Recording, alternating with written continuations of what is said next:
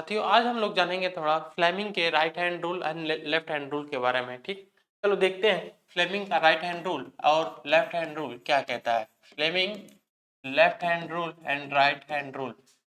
Left hand rule, ठीक है। Fleming साहब ने दो नियम दिए थे, एक लेफ्ट हैंड रूल और एक राइट हैंड रूल। इनका दोनों नियम किस लिए था? ये दोनों नियम इलेक्ट्रिकल मशीन के लिए ही था। इलेक्ट्रिकल मशीन में एक जो नियम है वो डायरेक्शन ऑफ करंट और दूसरा जो नियम है वो डायरेक्शन ऑफ ईएमएफ ज्ञात करने के लिए किया जाता है। या ऐसे कह सकते हैं कि जो लेफ्ट हैंड रूल है, लेफ्ट हैंड रूल हम लोग डीसी मोटर में यूज कर लेते हैं और राइट हैंड रूल हम लोग डीसी जनरेटर में यूज कर लेते हैं। ठीक है, देखिए फ्लेमिंग लेफ्ट हैंड रूल ये कौन सा नियम था या इन्होंने कैसे अपना नियम बताया था।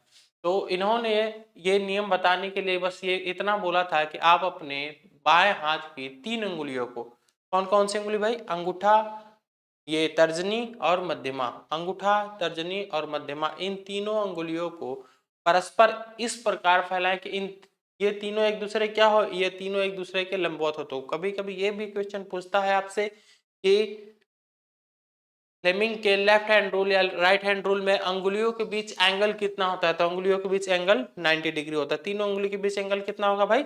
90 डिग्री होगा, ठीक है ना। 90 डिग्री एंगल होता है, करेक्ट बात इतना। अब देखो कैसे फैलाया जाएगा भाई, तो कुछ इस तरीके से फैलाया जाएगा। देखो ये 3 अंगुली है, तीनों अंगुली को इसने हमने ऐसे फैला दिया है, ठीक है। अच्छा, इन तीनों उंगलियों को यदि इस प्रकार से फैलाया जाए तो जो हमारा अंगूठा है, अंगूठा डायरेक्शन ऑफ मोशन, गति की दिशा को प्रदर्शित करेगा, ठीक है। जो हमारी मध्यमा अंगुली सॉरी जो हमारी तर्जनी अंगुली है, तर्जनी अंगुली मैग्नेटिक फील्ड को दर्शाएगा, ठीक है। और जो हमारी मध्यमा अंगुली है, मध्यमा अंगुली यह डायरेक्शन ऑफ करंट को डिनोट करेगा, डायरेक्शन ऑफ करंट को डिनोट करेगा, ठीक है ना। डायरेक्शन ऑफ करंट, बात समझ में आ गई। ये डायरेक्शन ऑफ मोशन, ये हो गया आपका मैग्नेटिक फील्ड और ये हो गया आपका डायरेक्शन ऑफ करंट, ठीक। तो एक बात अब यहाँ पे समझिए, देखिए मैं स्टेटमेंट भी यहाँ पे लिख दिया हूँ। यदि आपको स्टेटमेंट लिखना होगा तो आप लोग स्टेटमेंट सीधे सीधे लिख सकते हैं, ठीक है। आप लोग स्टेटमेंट यहाँ से सीधे लिख सकते हैं, हमने स्टेटमेंट नीचे रख दिया है। हाँ देखिए मैं यहाँ पे समझाना क्या चाहता हूँ आपको, मैं आपको बस यहाँ पे इतना बताना चाह रहा था कि भाई देखिए जो आपका लेफ्ट हैंड रूल है, लेफ्ट हैंड रूल अप्लाई तो होता है मोटर में, लेकिन यहाँ पे जो ये करंट है, जो ये करंट है, ये करंट कौन सी करंट है? इंड्यूस्ड करंट है या सप्लाई करंट है? इंड्यूस्ड करंट मतलब कि ये करंट उत्पन्न हो रही है या करंट ये सप्लाई वाली है? तो ये जो करंट होती है ये सप्लाई वाली करंट होती है। यहाँ पे करंट दी जाती है मोटर में, मोटर में करंट दी जाती है। यहाँ पे मैग्नेटिक फील्ड कुछ इस तरीके से बनता है इसके 90 डिग्री पे, और जो आपका मोटर है मोटर कुछ इस तरीके से मूव करता है या इस डायरेक्शन में मूव करता है। भाई आप जानते हो कि डीसी मोटर जो है, डीसी मोटर में हम लोग करंट देते हैं तब हमारी मोटर गति करती है ना। मतलब कि मोटर हमारी इलेक्ट्रिकल एनर्जी को मैकेनिकल एनर्जी में कन्वर्ट कर रही है। अब बात करते हैं हम लोग किसकी, अब हम लोग बात कर लेते हैं राइट हैंड रूल की, ठीक है ना। अब हम लोग बात कर लेते हैं right hand rule, Fleming right hand rule, ठीक है। फ्लेमिंग राइट हैंड रूल क्या कहता है भाई? इसमें भी हम लोग क्या करेंगे, इसमें भी हम लोग अपने दाहिने हाथ की 3 अंगुलियों को कुछ इस प्रकार फैलाएंगे कि ये तीनों एक दूसरे के लंबवत हो, ठीक है ना। तो इस नियम के अनुसार, इस नियम के अनुसार, इस नियम के अनुसार यदि यदि हम अपने दाहिने हाथ के 3 अंगुलियों को, दाहिने हाथ के 3 अंगुलियों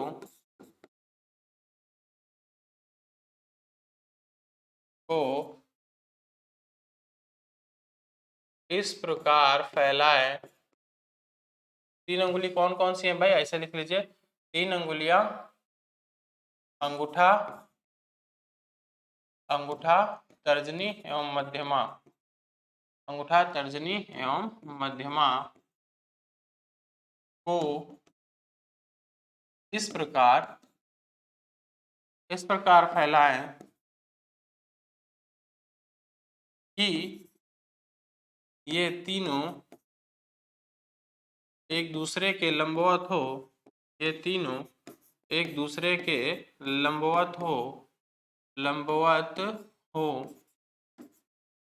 तो लंबवत हो तो क्या होगा भाई, लंबवत हो तो अब आगे देख लीजिए क्या होगा। जो हमारा अंगूठा है, अंगूठा चालक की गति की दिशा को दर्शाएगा। जो हमारी मध्यमा तर्जनी उंगली है, तर्जनी उंगली हमारे डायरेक्शन ऑफ मैग्नेटिक फील्ड, और जो हमारी मध्यमा उंगली है डायरेक्शन ऑफ करंट को डिनोट करेगी। ठीक है, देखिए यहाँ पे हमने फिगर ले लिया है पहले से ही, एक राइट हैंड रूल का फिगर ले लिया है। तो यहाँ पे अंगूठा जो है, अंगूठा मोशन को दिखा रहा है, दर्शा रहा है, ये चालक की गति की दिशा को दर्शा रहा है, चालक की गति। ठीक है, जो हमारी तर्जनी अंगुली है ये मैग्नेटिक फील्ड को दर्शा रहा है, मैग्नेटिक फील्ड को, और ये जो आपकी मध्यमा अंगुली है यह करंट को दर्शा रहा है, करंट। तो अब मैं आपसे यहीं पे ये पूछना चाहता हूँ कि ये जो करंट है, यहाँ पे जो मध्यमा अंगुली जो है ये जिस करंट को दर्शा रही है वो कौन सी करंट है, सप्लाई करंट है या फिर इंड्यूस्ड करंट है। तो बस यही बात आपको याद रखना है कि यह जो करंट है यह इंड्यूस्ड करंट है, इंड्यूस्ड करंट है या उत्पादित करंट है, या वो करंट है जो जनरेटर ने उत्पन्न किया है। ठीक है ना, इसीलिए ये कहा जाता है कि जो हमारा राइट हैंड रूल है, right hand rule direction of EMF को ज्ञात करने के लिए यूज किया जाता है। एक पॉइंट नोट कर लीजिए यहाँ पे, एक पॉइंट यहाँ पे नोट कर लीजिए कि Fleming right hand rule, Fleming right hand rule is used for determine the direction of EMF, direction of EMF। ठीक है, एक ये हो सकता है, या फिर एक क्वेश्चन कहीं कहीं पे और भी पूछ लेता है आपसे कि फ्लेमिंग का, जैसे मैं यहाँ पे क्वेश्चन लिख दूं, एक क्वेश्चन यहाँ पे लिख दूं कि फ्लेमिंग का राइट हैंड रूल